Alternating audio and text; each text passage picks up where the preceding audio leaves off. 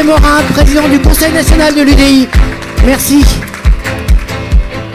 Bien, mes chers amis, heureux de retrouver Pierre Méniory. Je vais essayer d'être aussi synthétique que lui. Pardon si je m'en vais juste après, parce que non seulement j'ai une bonne crève, mais j'ai trouvé le moyen de laisser mon cartable sur le parking de ma maison, sous la flotte, parce que, quoique non, il ne pleut pas en Normandie, il pleut en Bretagne, mais... et donc je suis obligé de repasser par la Normandie pour retourner à Paris ce soir, et donc c'est un peu idiot, mais enfin bon bref, c'est comme ça. Alors, mes soucis étant dépassés, je voudrais simplement, moi aussi, vous adresser 3 ou 4 messages. Le premier, c'est dire que je suis très heureux d'être à Rennes ce soir auprès de Jean Arthuis et de toute sa liste, parce que Jean a fait un choix qui n'était pas forcément un choix très évident. Thierry l'a dit à sa façon, il était probablement pour lui plus facile de considérer que le Sénat pourrait l'abriter encore pour de nombreuses années. Il a fait le choix de l'engagement et de la conviction. C'est assez rare aujourd'hui pour le signaler. On n'est pas dans le recyclage. On n'est pas non plus dans celui ou celle qui vous explique qu'il va perdre de l'argent en allant au Parlement européen. Mais Jean a décidé de s'engager pour une cause qui nous est chère. Et on était heureux, on se le disait avec Jean-Christophe et Chantal à l'instant, d'entendre le président des jeunes UDI du 35 le dire avec conviction et foi. Et on se disait qu'on avait une génération montante qui le disait aussi bien que nous. Alors je voudrais simplement...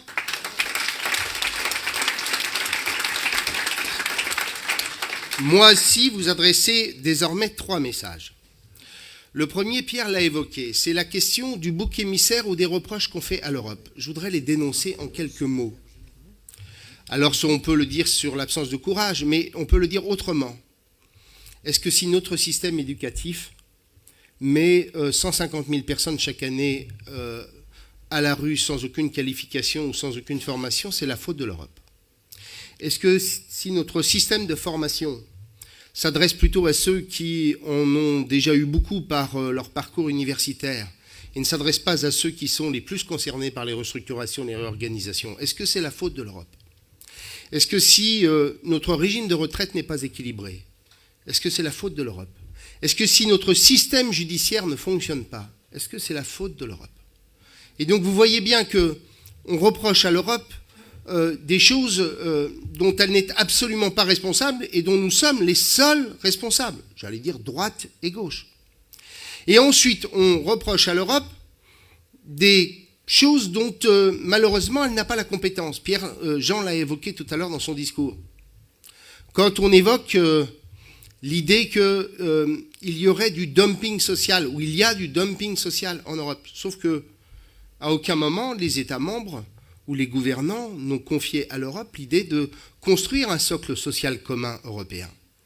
Quand on évoque le taux de fiscalité ou les différences fiscales entre les pays, les États membres de l'Union européenne, est-ce que là aussi c'est la faute de l'Europe si le taux d'impôt sur les sociétés va de 1 à 3 entre les pays européens?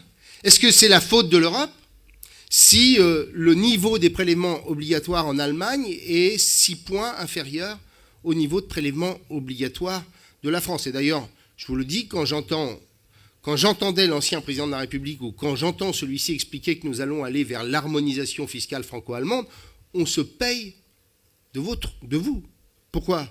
Parce qu'il ne peut pas y avoir d'harmonisation fiscale entre l'Allemagne et la France quand il y a une telle différence de dépenses publiques et donc de prélèvements obligatoires. Donc, quand on prend sujet après sujet, on constate à chaque fois qu'on met au débit de l'Europe soit des compétences ou des attributions qu'elle n'a pas, soit des difficultés que nous avons, qui nous sont propres et qui sont liées au fait que nous n'avons pas engagé les réorganisations de nos différentes structures. Quand on parle de dernier sujet, quand on parle aujourd'hui de la réorganisation de nos collectivités locales, observez ce qu'ont fait les Européens depuis des années pour, en général, procéder à des réorganisations pour éviter que la dépense publique n'augmente.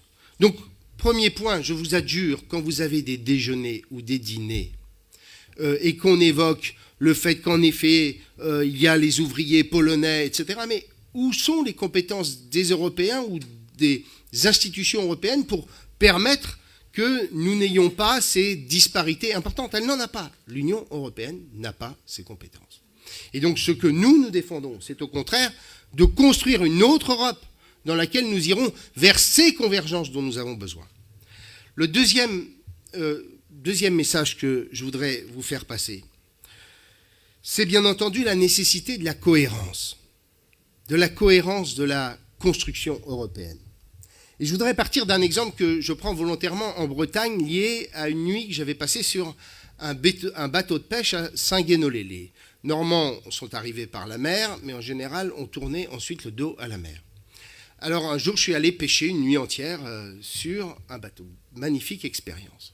Et au cours de la nuit, le patron pêcheur me dit « Mais vous m'êtes plutôt sympathique, mais je ne voterai jamais pour vous.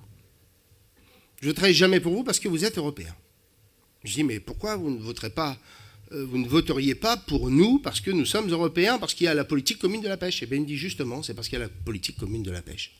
Et que, en effet, un certain nombre de décisions sont prises à l'échelle européenne, considérant bien entendu que la ressource halieutique doit être protégée sur l'ensemble de l'espace européen et que le poisson ne connaît pas les frontières.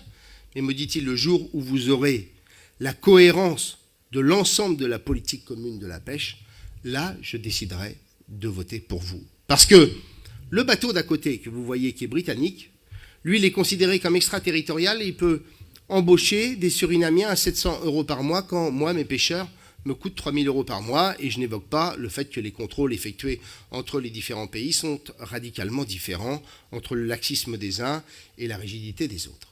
Et donc, me dit-il, cette incohérence-là m'est insupportable et donc je ne voterai pas pour l'Europe tant que nous n'aurons pas réglé la question. Et quand Jean évoque l'idée de l'avant-garde européenne ou du premier cercle européen, c'est bien vers cela que nous devons aller. Parce que jamais nous n'arriverons à construire un ensemble politique, le deuxième pilier que Jean évoquait, à côté du pilier monétaire, qu'il y ait la gouvernance économique, le pilier budgétaire de l'Europe. Nous ne l'aurons jamais à 28. Nous ne l'aurons jamais à 28 parce que nous n'avons pas, nous, les 28 États membres, la même ambition. Alors la réponse de Laurent Wauquiez, qui est de considérer que c'est à 6 qu'il faut le faire, n'a bien entendu aucun sens et totalement stupide. Mais en revanche, ce dont nous avons besoin de construire, c'est une Europe intégrée avec celles et ceux qui ont envie d'aller vers cette intégration et cette cohérence entre la constitution d'une monnaie et les politiques économiques, industrielles, de recherche qui doivent aller avec. Et je vous le dis, on en a d'autant plus besoin que si nous ne le faisons pas, au bout du compte, entre la compétitivité des économies du Nord et l'absence d'efforts des économies du Sud, la disparité entre la performance économique des pays du Nord et la disparité et la performance des pays du Sud amènera un jour le système à son implosion. Le système finira par collapser parce que nous ne pouvons pas avoir, avec une monnaie unique qui interdit la dévaluation et qui interdit l'inflation, nous ne pouvons pas avoir des économies du Nord et des économies du Sud absolument divergentes. Et donc nous avons besoin à la fois d'avoir un budget européen nettement plus significatif que le 1% du PIB, afin que progressivement nous puissions constituer un ensemble économique autour des 18 pays membres de la zone euro, afin que nous ayons cette intégration qui nous permette d'avoir cette cohérence dont nous avons besoin. Et si on parle de défense, puisque Jean l'évoquait tout à l'heure, sur la défense, à aucun moment, vous n'arriverez à construire une politique européenne de sécurité et de défense à 28. Parce que certains pays n'en veulent pas. Quand on évoque la question avec les Britanniques, ils vous disent « Nous, on est tout à fait prêts à aller vers beaucoup plus de mutualisation, mais dans l'intergouvernemental. » Quand nous avons signé le traité de Lancaster, qui était une vraie avancée en matière de défense entre les Britanniques et les Français, puisqu'on est allé vers même des systèmes de mutualisation en matière de nucléaire, les Britanniques nous ont dit une seule chose. Jamais vous ne devez prononcer le mot d'européen. Ça n'est pas l'embryon de quelque chose qui doit être européen. En revanche, il y a un certain nombre de pays qui, après avoir été très atlantistes, sont aujourd'hui beaucoup plus intéressés et attachés à la construction de cette Europe de la défense, comme par exemple les Polonais. Et donc ce que nous devons construire, c'est au contraire non pas un ensemble à 28 où nous marcherions tous ensemble, mais qu'il y ait cette avant-garde qui décide de façon cohérente d'aller vers une intégration politique, d'aller vers une intégration économique qui redonnera du sens à la construction européenne. Le troisième message que je voudrais vous faire passer, ce qui manque en Europe, mes chers amis, ce n'est pas de la démocratie, il y en a beaucoup. Ce qui manque en Europe, c'est de la politique. Ce qui manque en Europe, c'est en fait un bulletin de vote où il y aurait les 751 candidats par grande formation, grande famille politique européenne, où du nord de l'Europe au sud de l'Europe, nous voterions le même jour pour dégager une majorité et donc un infléchissement politique de la construction européenne. En clair, que le soir à 20h05, sur les chaînes françaises, nous puissions savoir quelle sera la majorité au Parlement et que de cette majorité, nous sachions qui deviendra le président de la Commission européenne, c'est-à-dire le président du gouvernement européen, si je puis me permettre cette contraction-là. Et c'est bien ça le sujet, c'est que on a tellement été souvent sur le consensus au point de se partager la présidence du Parlement européen entre majorité et opposition pendant 2 années et demie, l'autre, comme s'il n'y avait pas d'enjeu. Ce dont nous avons besoin, c'est de reconstruire de la politique pour que les citoyens européens s'approprient à nouveau la construction européenne. Ils ont le sentiment que la construction européenne leur a totalement échappé. Et donc, face à ça, il faut remettre de la politique dans le système. Et c'est ça que nous devons défendre. À mon avis, plus, Jean, que l'idée d'un président élu au suffrage universel. Je sais que c'est une idée qui est chère à un certain nombre d'entre nous, mais on oublie une chose, c'est que dans la plupart des pays européens, on est sur des démocraties parlementaires et qu'on ne pense pas que c'est un chef à plume qui permettra de régler l'avenir d'un pays, si vous voyez ce que je veux dire. En conclusion, je voudrais simplement vous adresser un message, un seul. En vérité, pourquoi aujourd'hui il y a un tel déclin de l'idée européenne? C'est parce qu'en fait, à mon sens, il n'y a plus d'ambition en Europe. Il y a eu, Pierre, pendant très longtemps l'ambition de la paix, puis il y a eu l'ambition de faire en sorte qu'on puisse nourrir les Européens.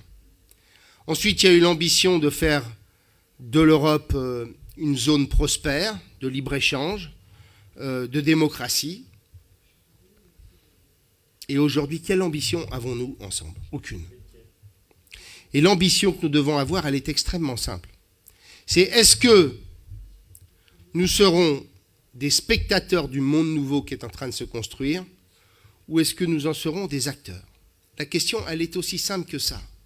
Si nous ne sommes pas capables de porter une politique étrangère européenne à un certain nombre, si nous ne sommes pas capables d'être des acteurs de la nouvelle gouvernance mondiale qui va s'installer, parce que les Européens ont quelque chose de fascinant, c'est qu'ils ont créé le modèle qui devrait inspirer le monde. Ils ont créé un modèle, non pas de confrontation entre les États, mais un modèle de coopération entre les États. Ils ont créé un modèle avec un ordonnancement juridique qui s'impose à des États souverains et qui donne des droits aux individus.